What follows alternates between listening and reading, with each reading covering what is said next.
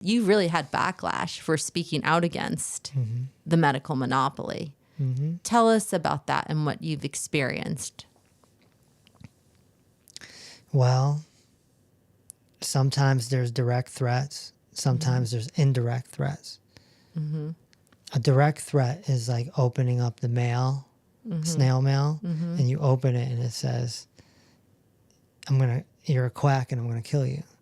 And then an indirect threat is somebody on social media who says something like, I can't wait till someone puts a bullet to this guy's head.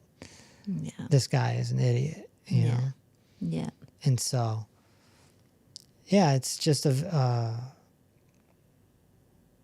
assortment of that type of stuff, you know? And yeah, it just comes with the territory. Yeah, I mean, I see you as a truth seeker, and I see you as someone who cares about, I mean, even just the way that you said, like, it's not that doctors are bad. You're not saying like everything is evil. It's not this huge conspiracy. There's some good players, but the system's bad. And there's some real bad players in the system. And I don't know why you would be a quack. We're calling out something so obvious, right? What do you do? How do you stay level-headed and protected and safe? I know that there's screenshots in the book of people commenting positively and not as positively. How do you stay who you are? The cheat code. I knew you were going to say that because I'm a mindfulness trained clinician. The purple book. Yeah. No, I just think that, you know, the mindfulness aspect and doing it for 15, 16, however many years I've been doing it, I'm just able to handle it okay. Yeah. And I knew what I signed up for. I think I told you in the last interview when I was going through a tough time and I was deciding if I was going to come back out. Because remember, I took 3 years off. Yeah. I was a health practitioner for 8 years. Yeah. And then I took 3 years off. Yeah. In that time, I decided to come back out, but I had to really look myself in the mirror and say, are you ready to die for this? It was a very significant question I had to ask myself. And the answer was yes. Because I knew that I was going to rattle the cages.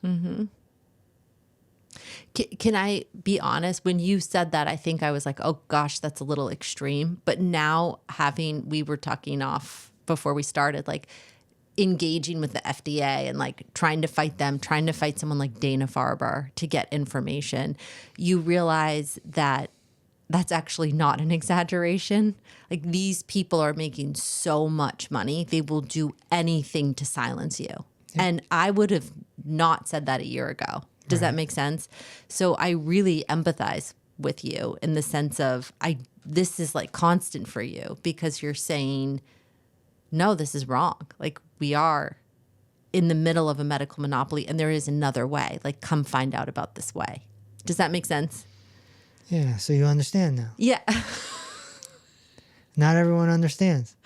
And I think until you're in it, you don't understand how much they don't care. They do not care. Yeah. Yeah. I mean, even I'm currently in a relationship with a beautiful young woman. And, you know, before it got serious, I kept saying, are you sure? And I don't think she even still gets it. But, you know, it's like there's a lot of baggage that comes along with me. You know? And I'll be like, well, you want to go here? Cool. I think I'm going to need security for that. Security for what? You know, that's what people, security for what? No, you don't understand. You know, this isn't normal work. Yeah. It's not normal at all. There's nothing normal about this.